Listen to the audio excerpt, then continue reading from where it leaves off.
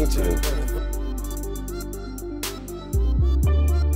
The more impressive thing than your football career, and it's impressive, you know, I will always tell people, you know, after running the most notable sports agency in the world, if you don't admire and respect anyone that's a professional athlete, then you don't understand statistics. Because everybody wants to be a Warren Moon or a Cameron Colvin. You know, even at a college level, you know, the millions of kids that dream about doing what you did, let alone playing for the Niners. Because in the business world, if you're that statistically successful, you're worth what you're worth now. You're wearing that fancy suit, that unbelievable handkerchief, that beautiful tie. You know, not many guys, though, can do what you did, which is turn around and be a multi-millionaire, not from playing football.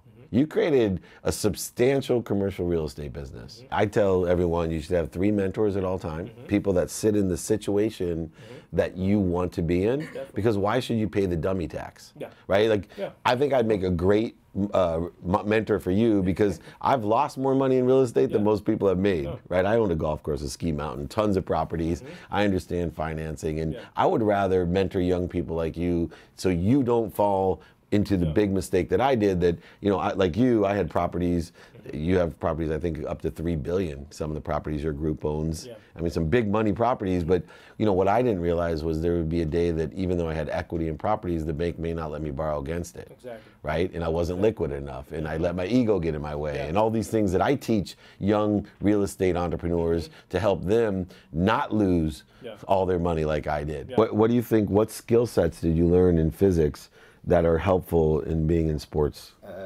In fact, during my 4 years undergraduate program, I spent much of my time on the sports, not online majors physics. That's why my master's degree is the sports management. So but I'm more curious in what skills did you learn in physics? Because I personally, I apply physics. I've studied physics, quantum physics, and metaphysics, and I apply what I learned, skills from physics, more into sports than I do any of the marketing or management, sports management skill set that I have. I have a question. You are a table tennis player. Yeah. When I was young, I'm a table tennis player, so I win several awards in colleges. Are you better than Ray? He? Yeah. I'm not sure, maybe. Maybe? Maybe we'll put together a little competition and I'll bet some money on you. Okay, but I'll pay you. Play for about 8 years. What? Oh, 8 years? No, I'll bet on Ray. I'll bet on Ray.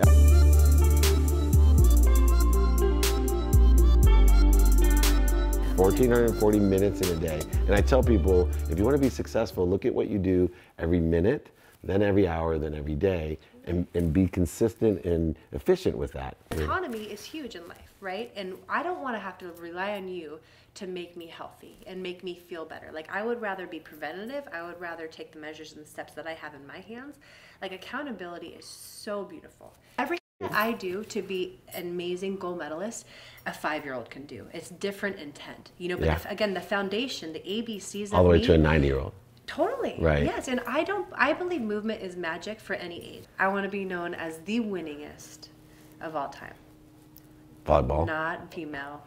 Winningest of all time in the sport of volleyball. Yeah. And I want to be known as a 4-time gold medalist. Do you guys see a consistent theme or energy that exists within all these extraordinary people? They're all gracious, they're all empathetic, all accountable, and they're all inspired, meaning they effectively communicate. And there's the same fundamentals that exist in my books, in their books, in their actions. Study the champions, study the extraordinary people, because surround yourself with the right people, the right ideas, learn from them, and live that 1440 that Carrie Walsh was talking about, Jennings, about every minute of the day. Consistent, persistent enjoyment of the pursuit of your potential. That's living proof.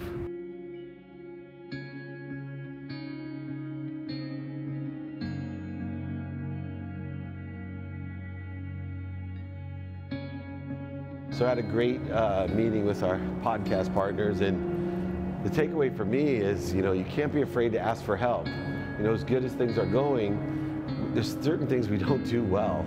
And what we found out is there's certain things that they don't do well. And we left the meeting about, hey, I'm excited to help you. and they said, hey, we're excited to help you, and it's going to be a mutually beneficial opportunity. So it's important to be humble and realistic that you can't be everything to everyone, you can't do everything well. You have to go with your best suited capabilities and then combine with other people's.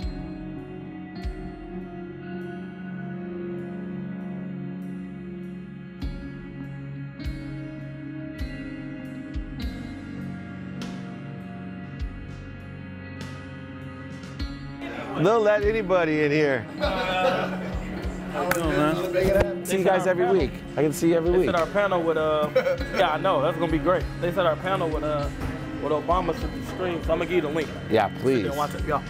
Oh my gosh. The link. Be cool. I very rarely get jealous of something, but that is awesome. You know, Obama went to my college. Yeah, I know. Yeah, he's the man. He's in with. All right, man, we're gonna take off. All right, big Say hi to G for me. Yeah, I got you, man. Love you, big dude. My boys, we'll see you in San Francisco. Okay. If you guys need anything, call me. Yeah. Oh, we definitely will. Absolutely.